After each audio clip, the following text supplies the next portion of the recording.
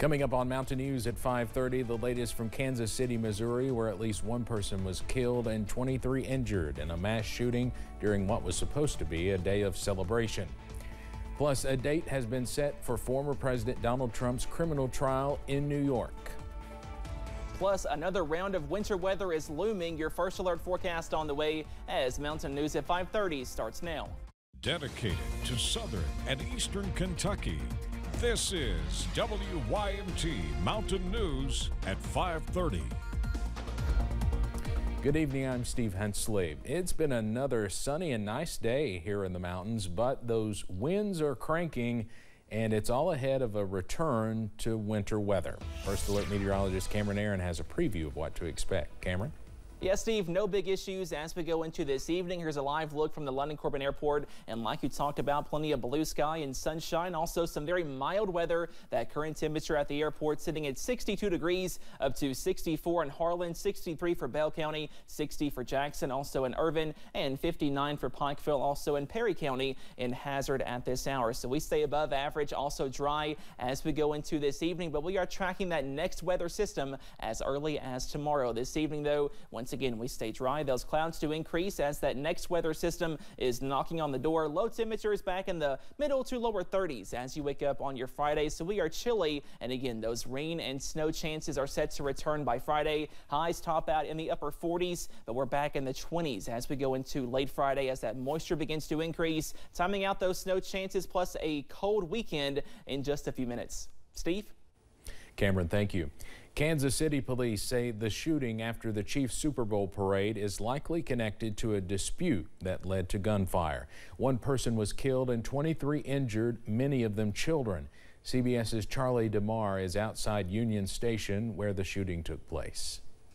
Police say this tackle in the crowd after Wednesday's Super Bowl parade in Kansas City helped detain one of 3 people who may be connected to the shooting, 2 of them juveniles. Preliminary investigative findings have shown there was no nexus to terrorism or homegrown violent extremism. This appeared to be a dispute between several people that ended in gunfire. This was the moment rapid gunshots rang out at the gathering of close to 1 million people. Chiefs fans had to duck and run for cover as more than 800 police officers on scene sprang into action. I immediately told him, get down, that shots fired. And there were a bunch of kids, and my sister and I were running, telling them, get down. Lisa Lopez Galvan, a mother of 2 and popular radio DJ, was killed. More than 20 others were injured, most of them shot, including nearly a dozen children. And I'd like to give you some good news today, that out of all of the children we have treated, we only have 3 left in the hospital, all of which will recover from the injuries they had yesterday. Thursday, police thanked the men responsible for the post-parade tackle, including Trey Filter, who was there with his family. There's a huge commotion. People are yelling, get him, get him. I reacted without thinking. Police say they have recovered several firearms and their investigation continues. Charlie DeMar, CBS News, Kansas City, Missouri. The Gun Violence Archive reports there have been 49 mass shootings in the United States since the start of 2024. And since that shooting in Kansas City, law enforcement agencies are rethinking their security plans for large events like parades. Some police departments across Kentucky have been discussing the safety measures they have in place to prevent situations like this from happening at local events. Georgetown Police Assistant Chief Josh Nash says when it comes to larger community gatherings like parades, law enforcement always has a plan in place. The first thing we do is we communicate with other agencies such as our EMS, our EMA, so emergency management, our fire department, Public Works is involved in that, and we have plans, certain plans for different events or anything that could potentially happen, like if we have an injury in a parade, how do we get those people out there? Nash adds the biggest piece of advice he can offer to anyone attending large outdoor events is always be aware of your surroundings, and if you see something, say something. A 12-hour standoff after 3 Washington, D.C. police officers were shot ended with the arrest of the suspect today. Authorities say the officers are trying to serve an arrest warrant to Julius James on the behalf of the Humane Rescue Alliance.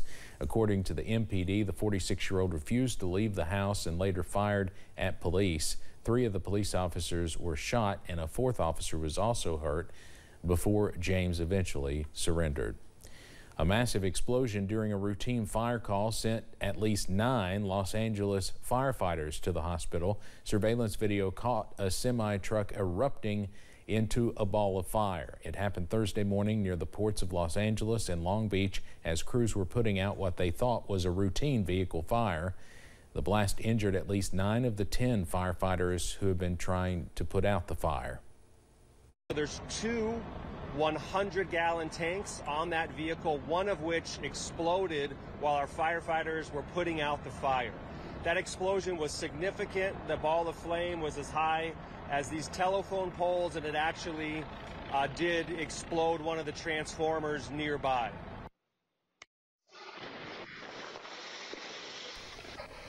Department officials say 2 firefighters are in critical condition. The truck driver was able to escape before the explosion and is cooperating with the investigation.